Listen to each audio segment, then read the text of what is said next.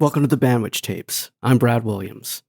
On this episode, I'm joined by legendary percussionist Luis Conte.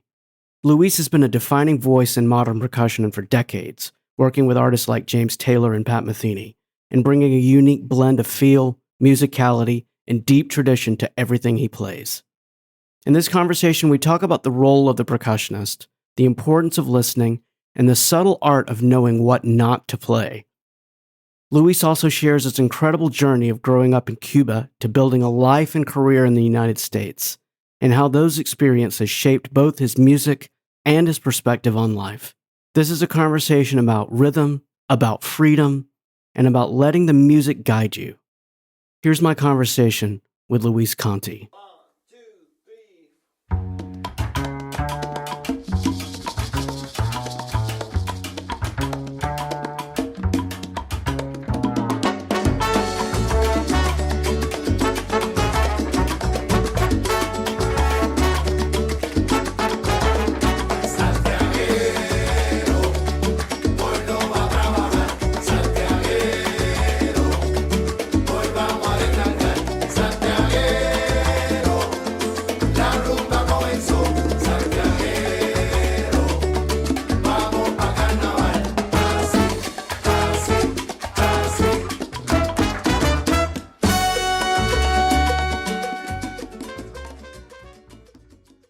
Luis, welcome to the podcast. How are things today?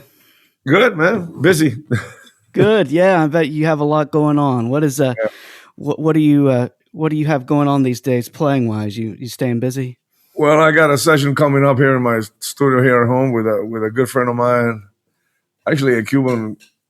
We just did a record. We just released a record like about 4 or 5 months ago called Ropa Vieja. It's a very traditional Cuban record. And my friend San Miguel, he's a virtuoso tres player. He's a Cuban national guitar called the tres. And he's got a project he's working on, so I gotta play some percussion on this song. And then other stuff, man. You know, I got a Disney movie thing coming up and another thing coming up after that. This is busy. It's good. It's good.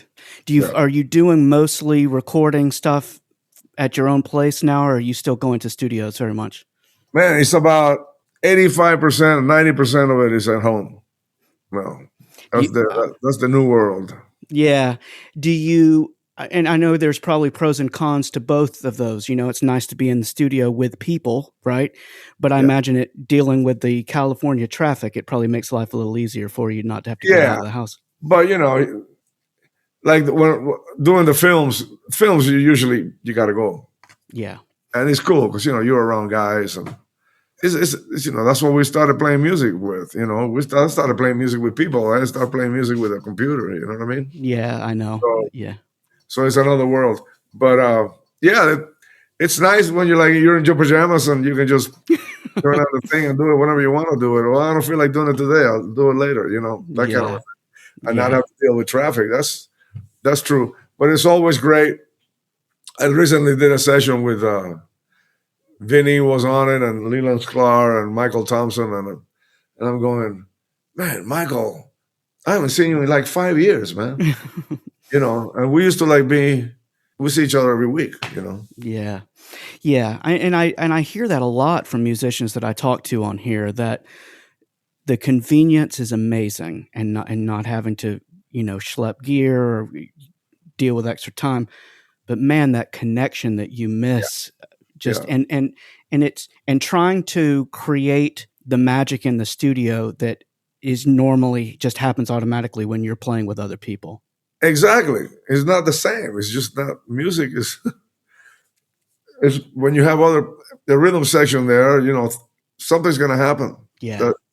That's not going to happen if like you send the drum track is done and then you send it to the bass player and then you send it to the keyboard player and then you send it it just, you know. Yeah, it's a whole other thing. That's the nature of Yeah, it is I guess, you're right. Just the world we live in. You know, I mean, as we're talking about this, you and I are in different parts of the United States getting to have this conversation. So I guess there are perks to it too. You know, I do understand it.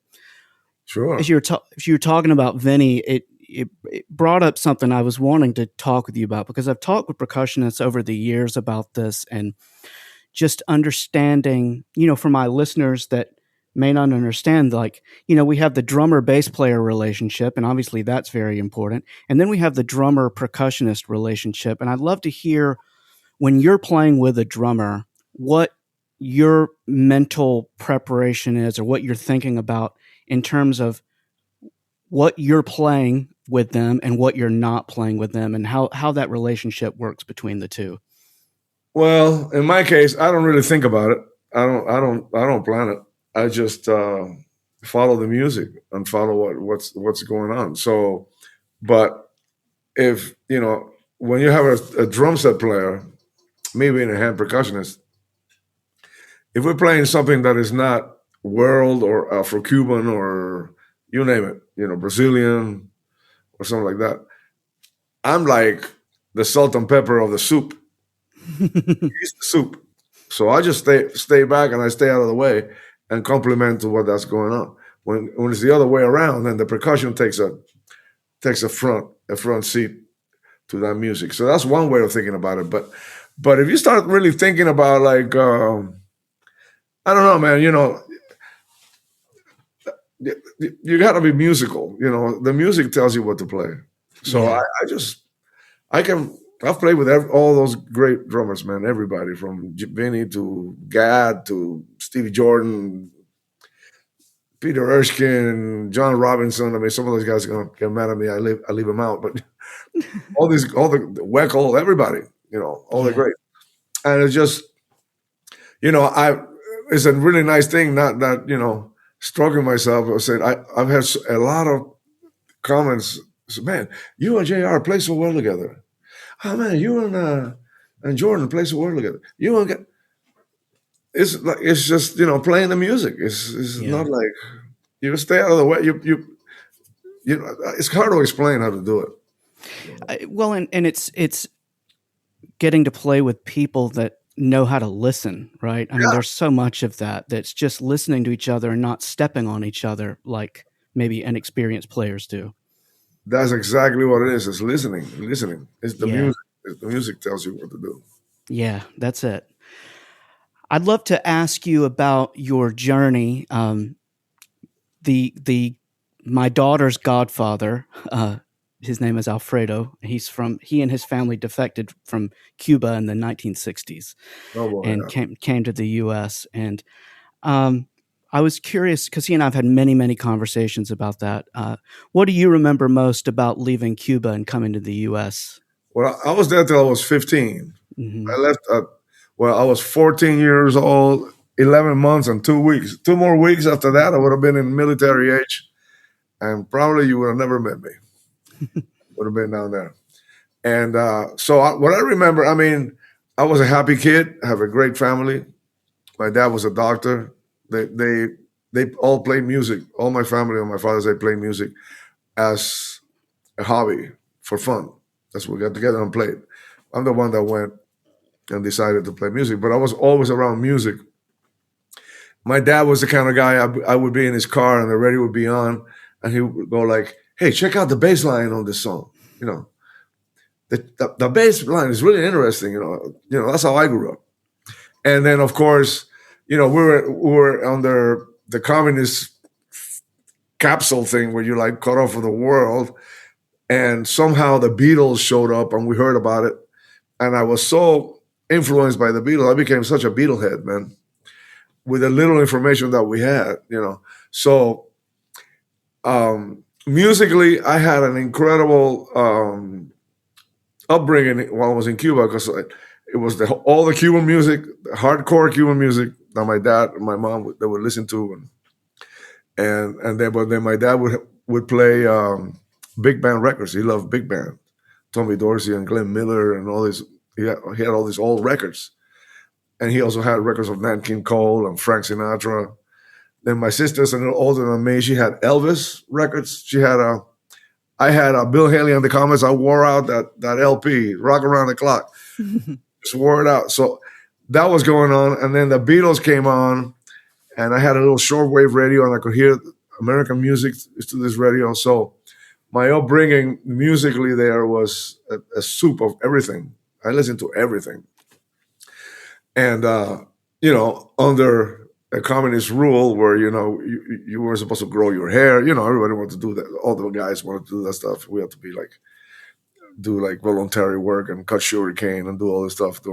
It was horrible. So, but I was blessed to leave, man. And like in October 1966, I left.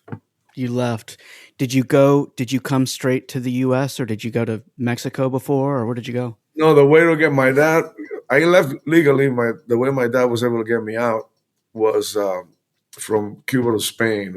You could either go to Mexico or Spain. Those are the two ways at the time. And somehow my thing came out to go to Spain. So I stayed in Spain, with a refuge with some priests, Catholic priests, Jesuits. They were wonderful. And I got my visa and all that stuff. And there was a third cousin of my dad that lived here in Hollywood, out of all places.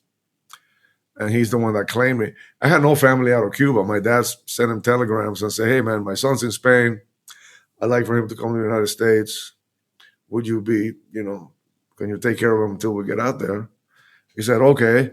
So he was like my guardian. So I was in Spain for about three months.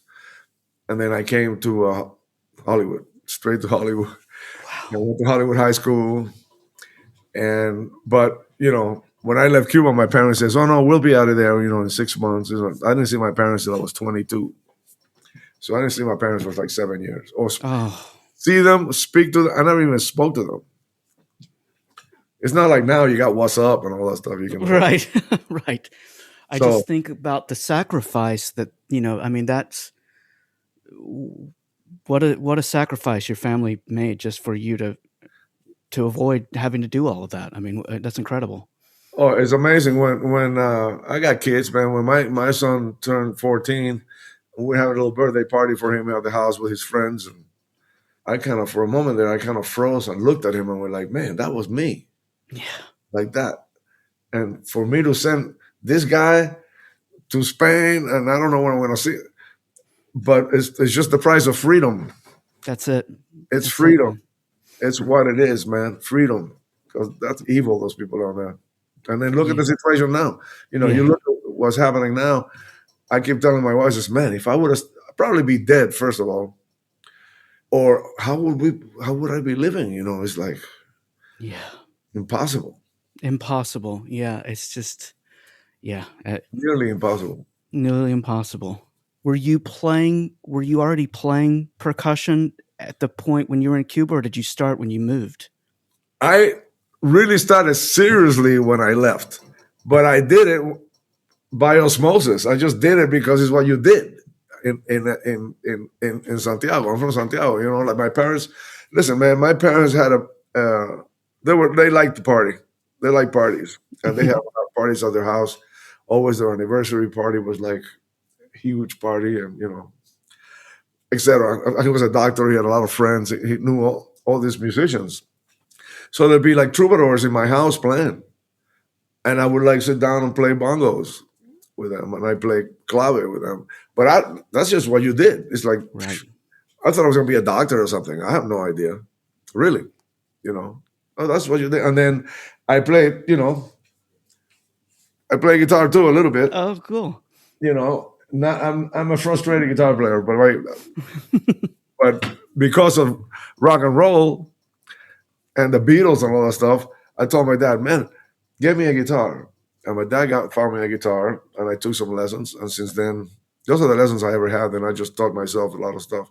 But the one thing about the guitar, I'll tell you, I'm from Santiago de Cuba. And I went back in 2009 to visit just to see the place. And I didn't realize how important the guitar is to Cuban music. It's probably, the guitar is as important as the clave. It comes from the guitar, the Cuban music, song, salsa, all that stuff, that's Cuban. It comes from the tres and the guitar. In Santiago, which is the root of the song, of song, mm-hmm. I was there for like 2 weeks and I'm going, wait a second. I haven't seen one band with a piano player. It's all guitar player and a tres player and percussion Really? and bass. Yeah, and that people don't realize that. So then that's when I came back. I'm going like, well, I wasn't just like wanting to play guitar because of the Beatles. It's what a lot of people did down there. And Yeah. my teachers were Cuban teachers. They taught me how to play La Negra Tomasa and all these Cuban songs. It's anyway. So yeah, I was involved in music, but I had no idea I was gonna be a musician until I Yeah. came out here. And even through high school, I didn't have a percussion instrument where I stayed with these guys in Hollywood. I was there for 3 years until I graduated, and I was on my own. Those 3 years, I had a guitar and an amplifier, and I played in school bands. I had a couple. We had a band called the Turnkeys. Isn't that a stupid name? That's it, man. And it was a high school band, and then when I graduated from Hollywood High, I went on my own, and that's when I found the drums again. So I was really late. Yeah. I'm like 18 years old. I'm going like, oh, but it was all in here, and in here during all that time. So it was like nothing for me, It's just, oh yeah, this goes like this, yeah, sure, bra, bra, bra, timbal, whatever, yeah, Yeah. You're probably recalling all of that authentic music you'd been hearing your entire life. yeah. And in Cuban music, there's some really in the roots of it, the inside of it, you have like these religious cults, and where they play this type of drums. They play bata drums. They play there's another thing called palo. They play congas and stuff all the way. There's a thing called abacua, which is, and all this stuff I knew about because my grandmother practiced one of these religions, and I was around all this whole bit of stuff, not even knowing what was happening. But I heard it since I was a little boy. So when the first time I sat with someone and it's a set of batas is like the three drums, one person plays each drum in the authentic way. Now they're playing it all at once. And I sat down on the onconcolo, which is the small drum. I said, let's play this. And I said, what part? What's the part? And they showed me the part. And I just like go right in. And they go like, man, you can be a great bata player. So well, I don't know. I just heard it when I was a kid, every Sunday. Yeah.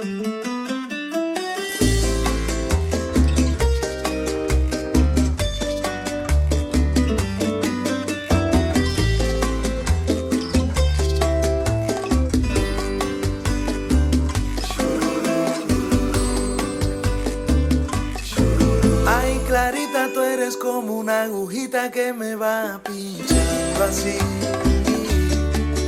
y se siente como si estuvieras tú mirándome con esos ojos que enamoran y calientan al pasar siempre por aquí y se siente como si estuvieras tú mirándome y diciéndome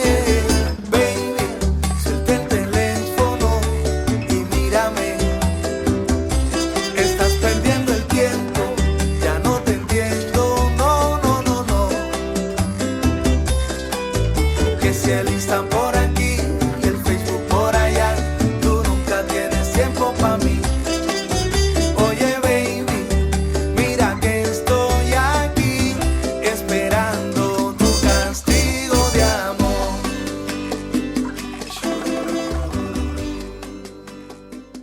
That's so fascinating to me too, that you started fairly late for a lot of, drummers, Super late. Yeah. Yeah. Wow.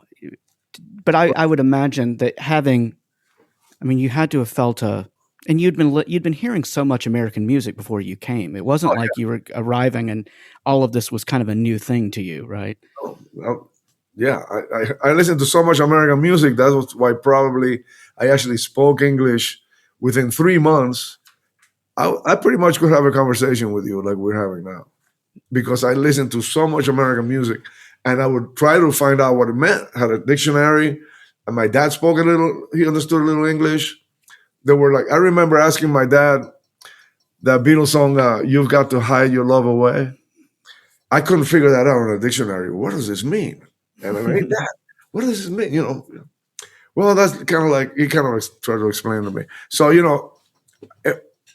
I was really into American music, and I don't know, I just could play it too. So, how did you start getting involved in the scene around LA and Hollywood and kind of getting your name out there? Well, I come from. I mean, what I knew about working was you have to work hard. What I had learned from my dad and my family, and I during high school I had a little job at the Hollywood Ranch market, at a market back in groceries, and I did a great job, and I moved up to be a cashier. They were going to promote me to a cashier, and that's when I graduated, and I said, I'm out of here. I'm going to play music. So, I had like a very responsible kind of a mentality where like I even thought, oh, well, if I go to the Musicians Union, I'm going to get a gig. Doesn't quite work that way. But I understood that you got to hustle, man. You got to meet. I realized, okay, well, I want to play with I got to meet somebody in that band, and you start from the bottom. I just, my first thing was being Cuban. A friend of mine, I started going to Los Angeles City College and to take some music classes because this is the thing. When I realized, oh no, wait a second, I'm going to play, this is what I'm going to do. Okay, I'm gonna go to college. I'm gonna take lessons, learn how to read. I knew chords and all of that, and I know what a seventh and a augmented was and all that stuff. But I gotta get into this.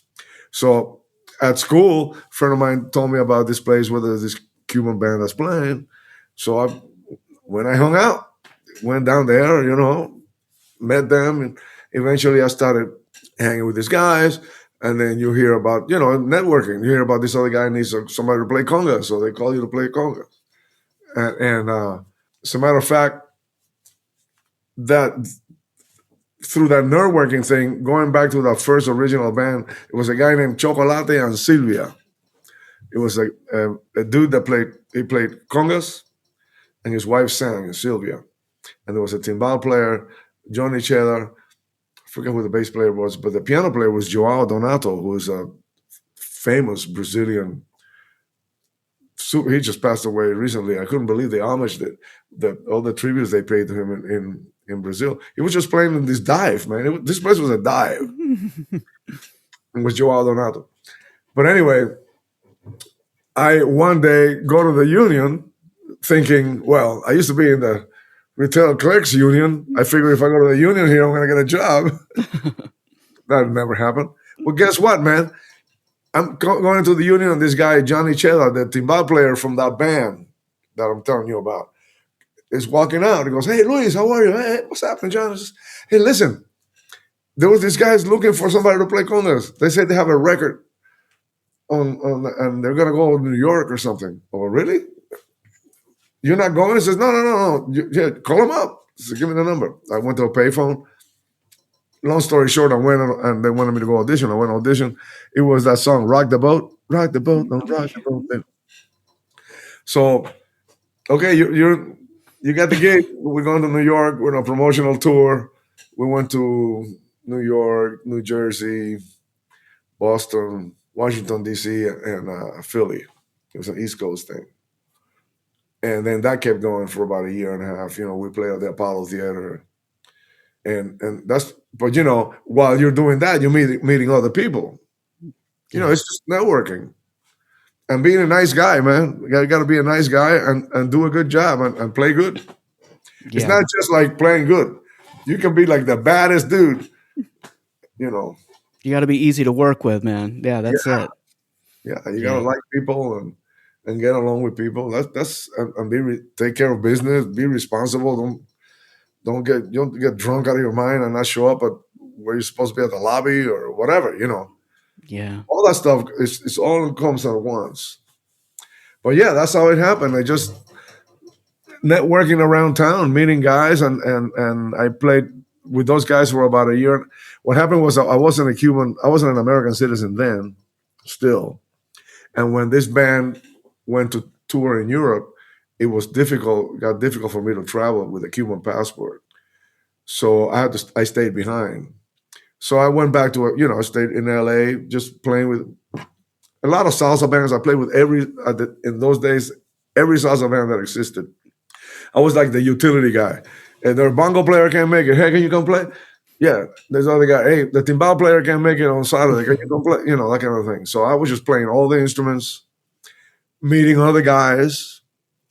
The late Oscar Brashear, fantastic trumpet player, who played with a band called Azuquita that I played with. And I goes, man, he's a great jazz player. You play great. I mean, where are you playing? He says, oh man, there's this place. We play on Tuesdays at this place called the Baked Potato. Oh man, the famous club, which I now play there a lot. And I'll go there, and I met this whole other world of guys. It's like that. You just open up. That's it. Yeah, it's amazing. And it's and I know you know this, and I see it on here so much. There are just so many common threads between musicians that, you can trace. This person knew this person, then knew this person. And it's such a smaller community than people realize that it is. Totally, yeah. Man. If I start really following the line, I can go back to a couple of cats, man, from the very, way, way in the beginning, One of the names that comes up a lot. Well, it's probably because I bring it up a lot, because he's one of my heroes, and I'm sure you got to work with him over the years, and I still miss him so much. Was the great Carlos Vega, one of my greatest, the be all end all drummer as far as I'm concerned. I'd love to know how you knew him, and if you guys got to work together much over the years. I'm sure you did. Well, the first time I met Carlos was really funny, man. It was a friend of mine. This is early days when I'm networking. A friend of mine named Joey Carbone. He's a keyboard player, composer, producer, and he's still around here. I had met Joey. Look how it works. I mean, I had met this guy, Joey. We're getting to Carlos, but I met Joey when he was playing piano with the Righteous Brothers, and we were opening for the Hughes Corporation, Rock the Boat guys. We were opening for the Righteous Brothers in a little tour, like, a couple of weeks or something in all these cities. And Joey was a piano player. You meet Joey. That's how it works. Hey, we change numbers, this and that. And Joey calls me up one day. Says, hey, man, that's a really cool. I'm playing with this band at the Starwood Theater or the Roxy or something. But we're opening up for Willie Bobo, man. I think you'd like to come down here and check this out. So Willie Bobo, I don't know if you know who he was. Yeah, Willie Bobo was playing. Guess who's playing drums? Carlos Vega. Carlos. So I go backstage, after the show, and I introduce myself to Willie, hey, and he goes, and I told him, hey, what do you do? I told him who I was playing with. And Willie liked, he really enjoyed like guys that were Hispanic that had crossed over to play jazz or pop or R&B, He thought that was very important because he was one of those guys. So I remember Willie goes, hey, come here, you have to meet this guy, man. And he takes me over to Carlos. And he goes, hey, Carlos, this guy's like you, man. He's from Cuba. With a pop band, man. And, Carlos, hey, Luisito, how are you? Luis, mucho gusto. That's how we met. That's the first time I met Carlos. So then he told me where he was. I said, well, where are you playing? And there's a band called Charisma that happened which was Lenny was the percussionist, but then I started subbing for Lenny when Lenny couldn't do it. So I became part of like that whole kind of group there. And Carlos was playing the drums. And it was at a club called the Sound Room that doesn't exist anymore. And I remember the first time I went down there was to see them play. And then I sat in and stuff. When Carlos was leaving, Carlos had a little BMW 320. I'm going like, man, that's expensive. I said, man, you're doing good. I mean, Carlos was, we got really close. I love him, man. And I love playing with him. When he would play, it's like the air, the way the air moves when a drummer plays in a certain way. Listen to those tracks, man. I mean, it's things that you see on YouTube. I watched them the other day with Lee Ritenour. There's videos of him. It's the air. It's just it's unexplainable. You can't teach that. You either got it or you don't got it. Yeah. That's it. He had it. It was, he would, and I have the last time I saw him, we were doing a record date for a kind of a smooth jazz singer named Gabriela Anders. And we're getting sounds, and he's getting sounds over there. The drummers are getting sounds. I'm in a booth in there, and I hear this beat, because Carlos was like into everything, man. So I hear this really awkward beat. So I come out there and say, "Hey, Carlos, what's that, man?" He says, "Oh man, Changuito was here. I took a lesson with him. Changuito is his famous, who it is. Oh yeah. And Changuito was in LA. I says, "Yeah, man, I missed it, man. I was on tour, but I'm glad that you got to have it. Did you have a lesson with him?" He says, "Yeah, I took a lesson with him. I recorded the whole lesson. This is one of the things he showed me, and it was really awkward." I go, "Wow, that's cool." And then he said, "I'm gonna make you a cassette." This is back in the day, cassettes. "I'm gonna make you a copy of the lesson, man. I have it. You gotta have this, man." Okay, so that's the last time I spoke with him. Is when he called me. He says, "Hey, man, you moved. What's your address? I got that cassette for you." And I have it. Oh. Yeah, I have it. I can hear his voice. And Carlos was dear friend, man. As dear as a friend as he can be. It's great. Yeah. He passed it. I couldn't remember. I remember when I got the news, we were doing a record. He wasn't involved. It was a record called Cuba LA. It was like a very traditional Cuban record. I couldn't play that day. I just said, "You all got it, man. I'm not." It's terrible.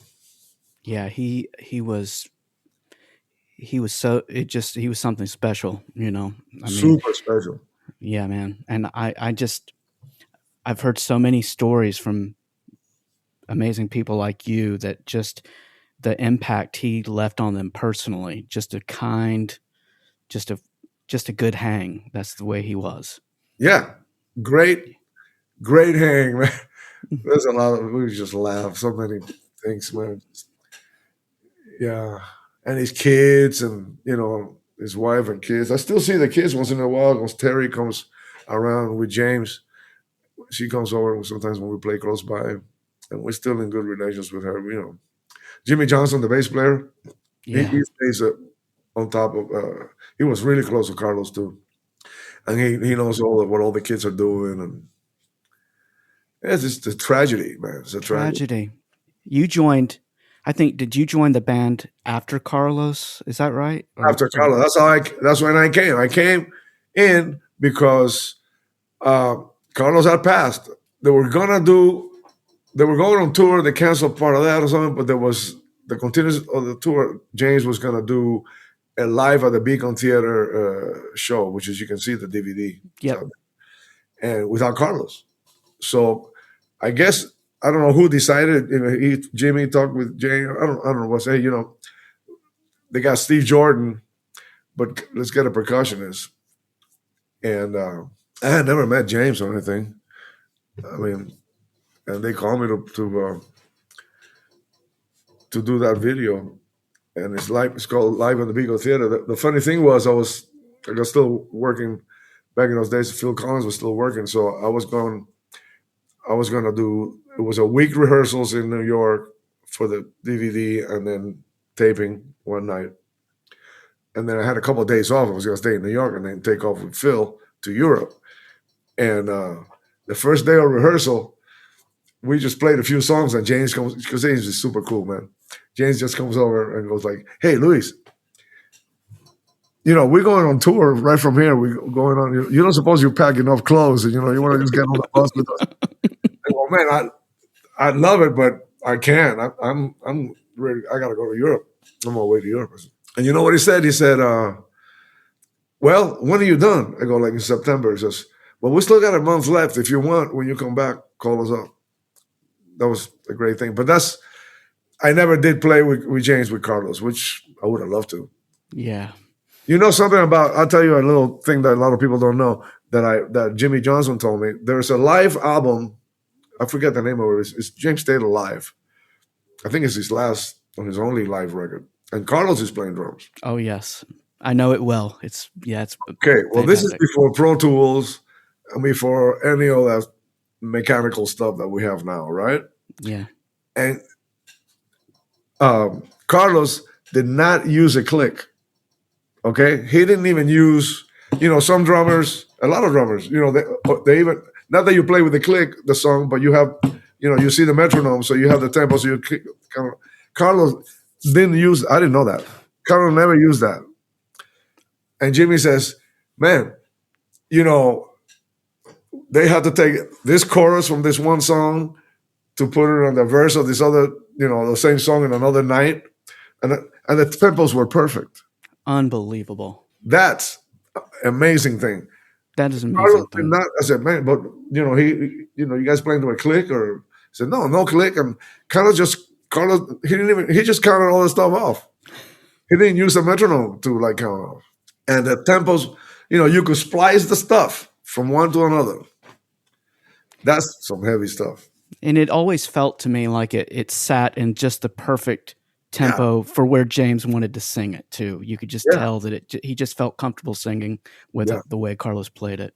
Wow. Yeah, just incredible, man. Incredible.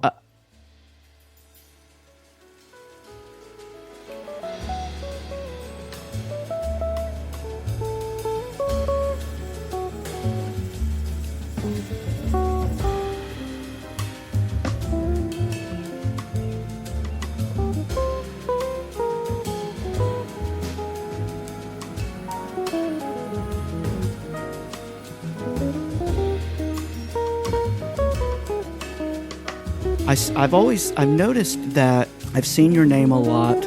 You've had a kind of a interspersed over years playing on albums with Pat Metheny. How did you guys work together?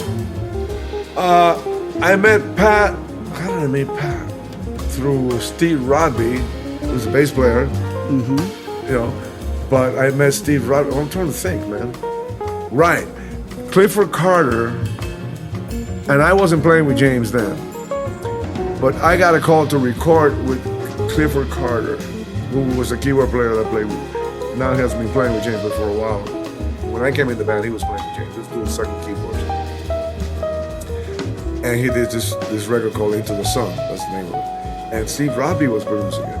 And I don't remember how I got the call. But this is what goes on. And so Steve knew about me once I recorded, and we recorded all the stuff live, back in the day. So it turns out that it just so I didn't know he played with Pat Metheny. It just so happens that there's another guy here in LA named his name just escaped me, but he calls me. He's doing a record, but he's doing this one song. And it's got to be early in the morning because the bass player, I want this bass player to play, but he's got to go play at the Hollywood Bowl that day with Pat Metheny. You go, oh, okay, who's the player? Steve Rodby. Oh, I know him. I met him. So I can't believe I can't remember the piano player's name. Anyway, so we did this song, and it was I remember the song was in 9 or something. It's like a hot time. And those are my 2 relationships with Rodby. Next thing I know, I got a call from Pat. Hey, this is Pat Metheny. I'm producing a singer named Achionam Nini, who is an Israeli singer-songwriter. And her husband plays guitar. And I'm producing this record in New York. Will you come out to New York and record? Oh, sure. And so I guess Pat heard about me through Steve. Mm-hmm. And Steve was there. Steve and Pat was very close, just like the late Lyle Mays too. But Lyle wasn't there those days. And I was in New York for about 3, 4, 5 days recording on this record with Achionam. And that's how we first met. Then I remember that Pat called me after that. He said, I'm gonna do a trio tour, just Rodby, him, and you, if you can do it. And I couldn't do it because I was going out with Madonna or somebody. I'm like, okay, well, sorry, man. I'm sorry. But then they called me to record the record We Live Here. And that was done in New York. So I went out there and recorded that record, and then since then I've done I think 2 more records after that. Did you just do the new one? Did you Yeah, just I'm do on a brand new one. Yeah. Yeah. I'm actually interviewing Joe Dyson next week. He's going to be here in St. Louis, and I'm going to go out and hang out and interview him. And yeah, I love what you play on all of those records, man. I mean, Yeah, thank you, man. Yeah, it's really good. There's some cool stuff. The thing with the first record that was "We Live Here," we did that in New York, and actually Pat asked me to go on tour with him, so I was like part of the group. So I ended up winning a Grammy as part of the Pat Metheny group, which is really awesome. an honor, you know. And then after that, I left the tour, and then he did another record called Imaginary Day, and then the record after that, they called me, but he came. Those were overdubs, and he came here to LA to record me. And then on the last thing, this new record, what's the name of the new record? I forgot the name. Side Eye 3, yeah. The Side Eye, we did it in my studio. Oh, really? Yeah, we did all the percussion in my studio. He came out here for a couple of days, and we had a great time, man. Pat is something else, man. He's a genius, man. That guy is a genius. Does he have a vision for what he wants you to do on those tunes, or does he kind of let you do your thing? He kind of lets me do my thing. He kind of, that's a great musician, a great producer, Brad, if you were like a great bricklayer, I wouldn't come out here and hire you and go like, hey, you got to put the brick this way. I go like, hey, make that wall, will you? And you make the wall. So that's how it works, So, he'll have some ideas. I mean, he'll say, hey, man, maybe we need some color on this thing or something. But then I pick whatever colors I want. I put the stuff, you know what I mean? Yeah. And hey, what about this? What about that? Yeah. Very, very, very, it was really cool, man. Yeah. One thing, I'll tell you one thing he told me, which is a brilliant way of thinking. We were doing not Side Eye, the one before, Imaginary World, for this world or something like that. Oh, yeah. I can't remember the title of it. From This Place, maybe? I think it might be. From this place. And we're doing that. I go like, man, that's great. Like you're doing all this music and the way the world is now and all this. And I said, man, you know what? Like if you talk to like, Coltrane and guys like that back in the old days, and those guys, you were thinking, oh man, Roy Haynes and all this guy, Philly Joe Jones, and these guys were like playing, in all these luxurious places and all this. These guys were playing in dives, and people were like drinking, not even paying attention to them playing. And now it's like they're gods. We idolize them because the music lives forever. So he says, this is the way I look at this stuff. It's like we got this music. It's good music. It's my music, and whether they listen to it or not now, they pay attention to it or not, someday they will. That's like it's a good way to think about it. Yeah. Yeah. Yeah. Probably keeps people from taking themselves so seriously too. And Yeah, that's amazing. Well, before we go, I'd love to hear just quickly what you have going on. I know you said you have you're still doing sessions. Are you going out on tour with the band this summer? Yeah, well, I got a band too here in LA, and we've been playing the Vapor that we just played last Friday, and we're selling it out, and we're gonna do a couple other gigs around town while I'm on break from James. And I got that record that's out now, Ropa Vieja. If you like Ropa Vieja from Cuba, that food is, the record is happening. Anyway, so that's going on, but then we start rehearsing April 20th here in LA with James. And then he's got, I think, 3 legs. One is not long, one's 3 weeks, then 3 weeks. We go 3 weeks, we come home, and you can still do some things here in town. And then 3 weeks again, we come home, and then, like, I think it's a month. But it kind of ends, like, at the end of September or so. Oh, so it takes good. Yeah, it takes out of the summer. It's easy. It's not like, that old school, grueling, we're going to go for 3 months out there. Yeah, those days are over for me anyway. Oh man, yeah, I couldn't be doing that.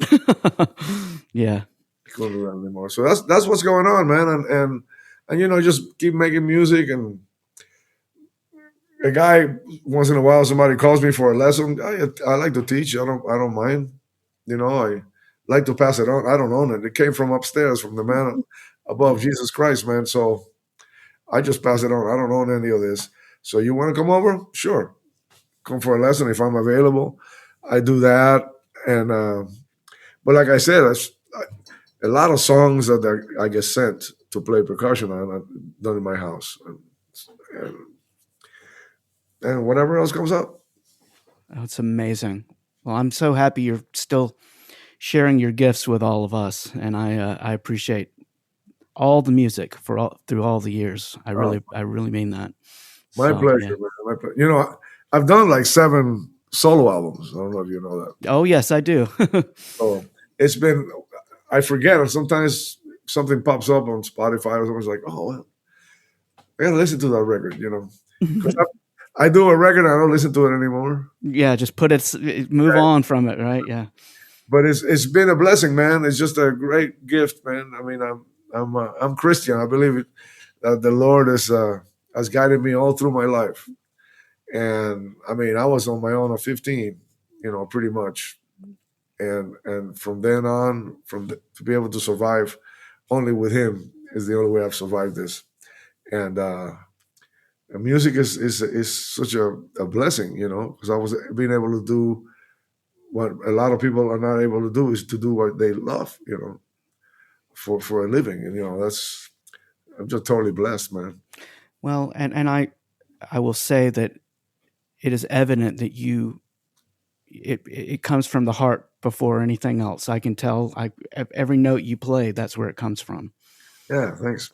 Yeah, that's what it is. It just I don't know what happens. Yeah, That's it.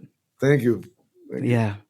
Well, Luis, thank you. Thank you for the music, and thanks for spending some time with me today. I've really enjoyed chatting with you. My pleasure. Sorry about the time. Oh, no. Like, what happened? But yeah, this was great. You're in St. Louis. I'm in St. Louis. Yeah. So if James, I don't know. I don't think we're going over there. I don't know. But if you hear James is coming, hit me up. Yeah, absolutely. I'd love to hang out and come in. Yeah, come over, come see the show, and we get a coffee or something. I would love that. Or some more. That sounds great. Right. Well, have fun at your session today. Go play. Go have some fun, and I'll stay in touch with you. All right, my man. Anytime. All right. Thanks, Luis. Have a good day. God bless, man. If you enjoyed this conversation, please follow or subscribe to the Bandwich Tapes wherever you listen, and consider leaving a rating or review. Thanks for listening, and I'll see you next time.